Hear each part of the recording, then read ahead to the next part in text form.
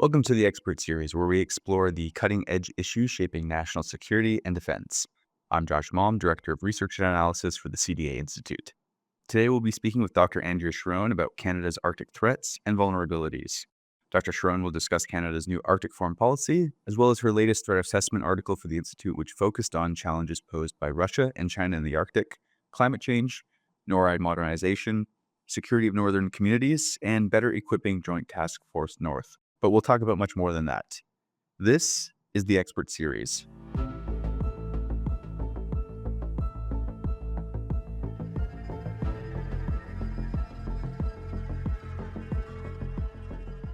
Hi, and welcome to another episode of the CDA Institute's Expert Series. I'm your host, Josh Malm, and today we'll be speaking with Dr. Andrea Charron about a recently penned threat assessment paper she wrote for the CDA Institute in collaboration with Lindsay Spears and Sasha Tiagle.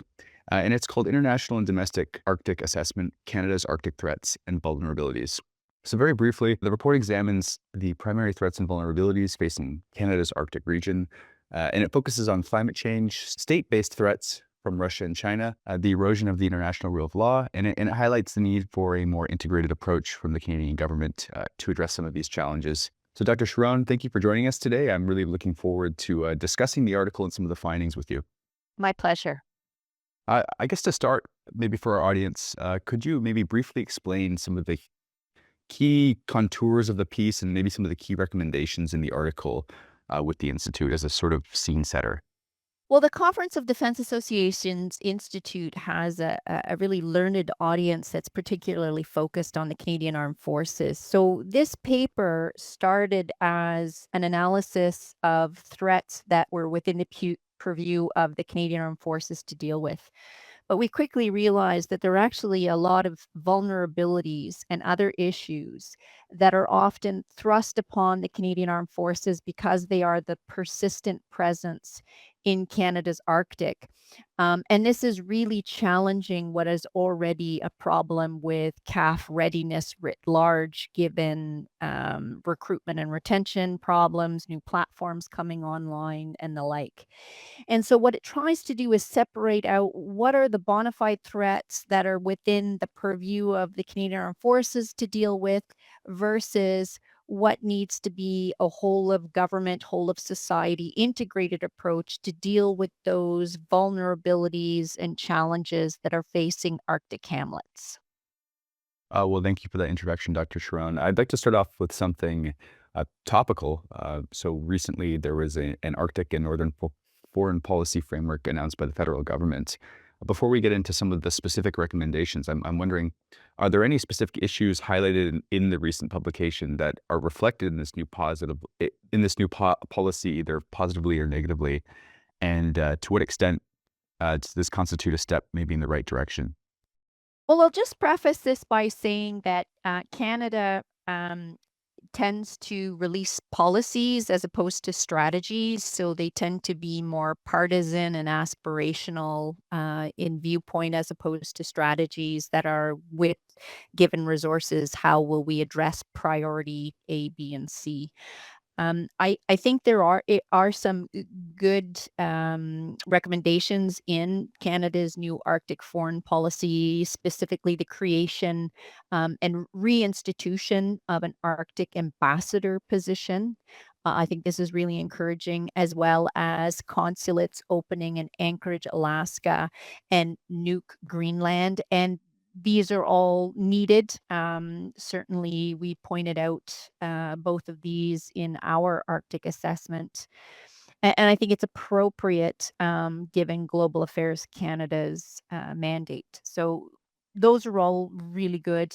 And this will really help with Canada's interaction with both Arctic states and non-Arctic states in the world, and the myriad of organizations and international agreements that are in place that really have made the Arctic a relatively stable area of the world.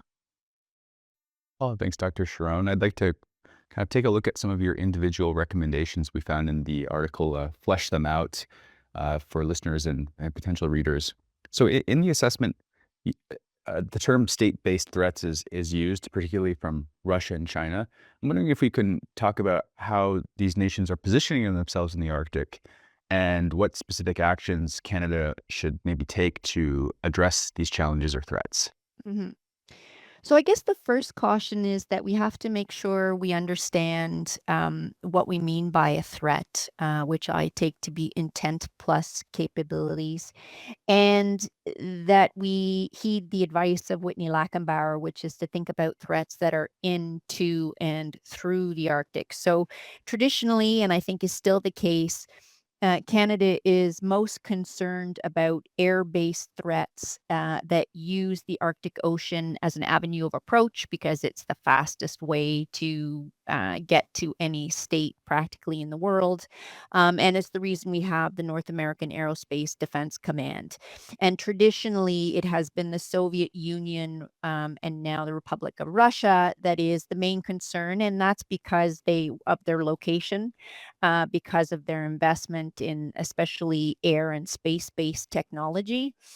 And it's what the US refers to as our proximate and persistent threat. But it's one that we know about. It's one that we practice to deter and to manage. And of course, Russia is the largest Arctic state and rightly so has many Arctic capabilities as one would expect when you have the 20% of your GDP dependent on the Arctic. China is more of a wait and see. The United States has declared that China is the overall pacing threat, and that's especially in an Indo-Pacific context. But in an Arctic context, it's less clear. Clearly, China, as an observer on the Arctic Council, is very interested in the decisions made for the region. It was and is a party to the moratorium on commercial fishing in the Central Arctic Ocean, and that's all to the good. But we know that China often uses proxy research and fishing vessels as a guise to collect research and intelligence, and that we want to be clear-eyed about. We're also concerned when they partner with researchers who controls the data, to what ends is the research being conducted, and are they in fact including indigenous knowledge as is required of anybody who operates in the Arctic as per an agreement signed by the 8 Arctic states. And there's also the concern that because of the government of Canada's decades and decades of lack of consistent attention and funding to Canada's Arctic, especially for critical infrastructure and services, that this is a prime opportunity for states like China to offer to provide those services or that infrastructure for Arctic hamlets. But that often comes with strings attached and security concerns. So, in summary, I think Russia is the known concern, um, but it's managed to date, and we're certainly trying to get ahead of new technologies with things like NORAD modernization, which I'm sure we'll talk about. China in an Arctic context is much more of a wait and see. We don't want to jump to conclusions. Certainly, they are a highly capable state. Some of their activities sort of skirt the rules, the international rules. But what we don't want to do is rise them to the level of decision makings in an Arctic context because they are a non-Arctic state. It is the 8 Arctic states that are firmly in decision-making control. Oh, well, thanks, Dr. Charron. A few times throughout this assessment, you discussed threats and vulnerabilities. Um, to kind of better situate our audience, I'm wondering if you might be able to distinguish between what a threat and vulnerability is. And then from there, if you could maybe walk us through what you think are some of the most critical vulnerabilities that need immediate attention. So when we talk about threats, we're mostly talking about state-based threats, and that's for imminent, immediate danger to Canadians and to Canadian infrastructure. Whereas vulnerabilities are weaknesses and challenges that are usually within the purview of communities or other government departments to manage. And ironically, because of the many vulnerabilities that we have in our Canadian Arctic, it itself can become a threat if, for example, states like China use those vulnerabilities to leverage power with local communities and then insert themselves as a wedge between communities and the federal government. So when we talk about vulnerabilities in Canada's Arctic, it's the fact that for the 150,000 people that we have in 40% of our land mass, they simply don't have the same access to critical infrastructure or services. They're highly dependent, for example, on Canada Post to receive drugs, which right now, because they're on strike, is a big problem. It's the fact that women and girls in the Arctic are still 6 times more likely to be raped or to be to receive violence against them. Many of the Arctic hamlets have some of the highest suicide rates in Canada, and that is a legacy of colonization, but the neglect of successive Canadian governments not to invest properly in Canada's Arctic and see it as part and parcel of Canada as opposed to sort of a speed bump for any potential air threats coming into Canada. My reading of the piece really is that you know, central to the piece rather is this idea of the erosion of the international order.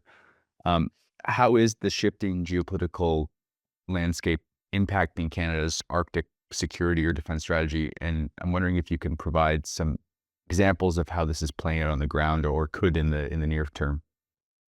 So on the one hand, the Arctic, while it's not arguably the exceptional zone of peace, and maybe it never was an exceptional zone of peace, but we had this organization called the Arctic Council that was able to work on issues of common concern to the 8 Arctic states. We had permanent participants, which are indigenous groups, as part of the decision making and many, many other non-Arctic states. And they were really able to come up with some agreements and codes of behavior that continue to make the Arctic quite a stable region. We have things like the UN Convention on the Law of the Sea and the Seabed Authority that help sort of govern the global commons there. But at the same time, there are events happening elsewhere in the world, especially Russia's attack of Ukraine, that rises the tension level globally. And then the concern is that when these states interact in the Arctic together, it's these other issues that create the conditions for misperceptions or accidents that mean that, tensions that could be managed escalate quickly.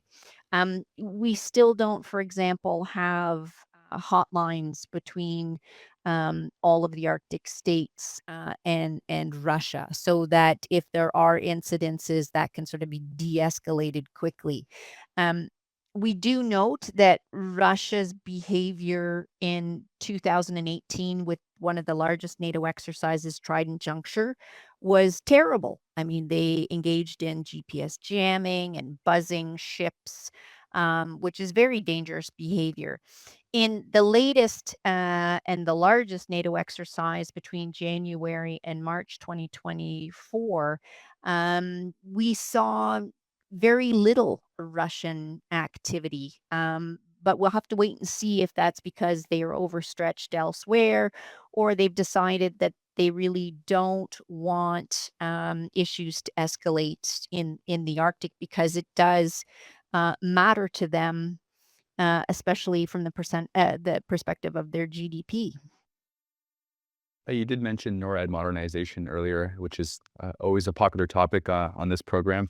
Um, so obviously, NORAD modernization is a significant part of our defense strategy for the Arctic. Dr. Charron, what would you say are maybe the most critical elements of this modernization at this time that should be prioritized? And moving from there, how could maybe Canada better integrate its efforts with the United States? Well, I think for both Canada and the United States and for our allies, it is the need for all domain awareness. We know that the North Warning System has limitations in terms of what it can see and how far it can see, and that's why, it was signed off by both former President Trump and President Biden and Prime Minister Justin Trudeau that NORAD modernization, the number one priority was going to be things like the Arctic over the horizon radar system that was going to help improve that all domain awareness. It's also the need for communication systems that are hardened against vulnerabilities. But that we can also start to navigate towards um, a cloud-based command and control system where you have the information that can be pushed and pulled to the right actors at the right time. Um, this, of course, is going to require technology, digital literacy, and coordination between Canada and the United States. But we know that Canada is struggling with budgets and deficits. We know the US does as well. For all that Canada has procurement woes, so does the US. And so my big concern is that Canada waits on any of these NORAD modernization projects for the US to be exactly in line with them. That would be the ideal scenario. But we know things like the Arctic over the horizon radar system is essential. And we need to get that up and running as quickly as possible. And it's not something we should wait for the yes or the go code from the United States. Another interesting recommendation in the piece, you talk about the need to better resource Joint Task Force North. I'm wondering if we can dive a bit into that. Maybe you could discuss specific investments or capabilities that are needed to ensure that they can operate effectively in the Arctic. Yeah, thank you for that. The latest defense policy we have, our Strong and Free or ONSAF, made the Arctic a focus. Yet there were $0 and zero mention of Joint Task Force North or the Canadian Army, which is a big part of the consistent presence of the Canadian Armed Forces in the Arctic, not only through the Rangers, which is the largest presence, but also Joint Task Force North, and it has personnel in Iqaluit and elsewhere in the Arctic. But they are a very, very small staff, and when they have major events like the 4 times a year Operation Nanook or, to assist with organizing the Arctic Security Working Group for the Government of Canada. Um, this really, really taxes, the personnel they have there. There's often negotiation for more personnel and sort of a surge capacity. If in fact the Arctic is going to be the focus, and I think it is with NORAD modernization projects coming online, then we need to look at what it is that Joint Task Force North needs to be able to do the CAF-like activities they're expected to do, and find ways and opportunities for other government departments and especially this new Arctic ambassador to take over those responsibilities that are not germane to the CAF mandate. So, for example, the Arctic Security Working Group deals with vulnerabilities and security and safety concerns that really are not front and center for the CAF because they're in a support role. So why is it that the CAF is responsible for coordinating this with territorial governments? This really should be, the Arctic ambassador, territorial governments, and CAF D&D should be invited as a participant as opposed to the chief cat herder. Oh, well, thanks again for that, Dr. Charron. I observed that a point of a particular intrigue in the article was the recommendation to not open up the Nanisivik fuel depot, but rather establish one in Iqaluit. I'm wondering if we could go over some of the advantages and disadvantages of this and how it would impact logistical support in the Arctic. Well, I mean, we've been waiting for Nana Civic to be fully operational now for many, many, many years. It's been delayed and delayed and delayed, and it's also been downgraded in terms of scope and purpose. So, um, where it's located on the tip of Baffin Island is also not a place where you would think would be the natural place to have a fuel depot for government vessels. The fact is, most vessels, if they're going to need a fuel resupply, go to Nuuk, Greenland. Iqaluit might be a better place just because to the number of vessels you get in that area. And it's also informed by the Auditor General's report looking at Arctic maritime domain awareness. And they pointed out that, at best, Nanisivik could maybe be operational for a few weeks in the summer. Is that worth the investment? Or, for example, should we not be partnering with industries and organizations that are in the Arctic already and coming up with sort of MOUs so that we can use part of their infrastructure for Government of Canada purposes, rather than trying to always build bespoke resources for the Government of Canada. We need more of that partnership. We also need to make more use of the partners we have in the Arctic, especially the underutilized relationship between Alaska and Yukon, and of course Greenland and Canada's Arctic. And that's why I really am pleased to see that there's going to be those consulates opening. Well, Dr. Sharon, we've been speaking here for now for about 20 minutes. We've covered a lot of topics just within that 20 minutes. So I'll ask, if you could highlight the top three actions the Canadian government could prioritize over the next 4 to 5 years to strengthen Arctic defense, what do you think they might be? Well, I think in terms of Arctic defense, it's NORAD modernization, NORAD modernization, NORAD modernization. Those projects have to come online on budget and on time, and that's a huge ask. But I also think it's really, really important that the government of Canada is very transparent about what NORAD modernization projects can and cannot bring to Canada's Arctic, especially when we're looking at any of the hangars or infrastructure for things like the F-35s. They're going to require a level of security and perimeter security that is not going to allow for dual use. So this cannot you cannot have an F-35 hangar that's a community center library by day and F-35 hangar by night. And I think, with the eye-watering amounts that have been announced with NORAD modernization, it's not always clear that this money, for example, isn't going to necessarily help with clean drinking water in Iqaluit, which has been a problem. There could be more pressure on the limited housing that's in the Arctic, especially if there's an expectation that there be more Government of Canada employees in the Arctic.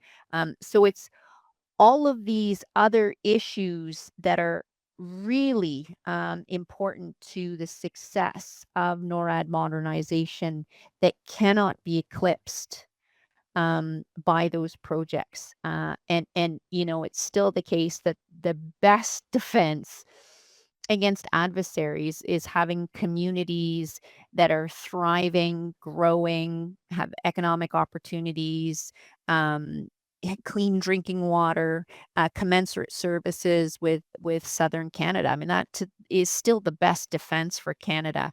and we always tend to kick that football down the field.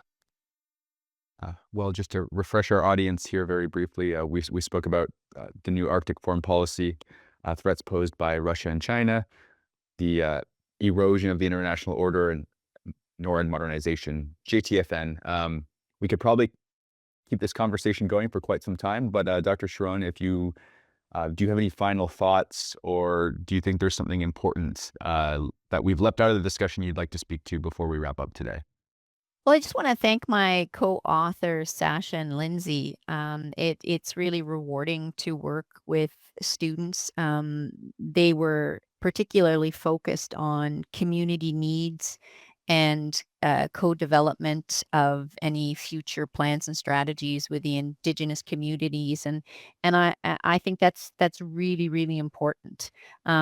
Too often, sort of the defense needs obscure what is really vital, and that is the safety and health of Canadians. And so I really appreciated working with them because they constantly reminded me of those facts.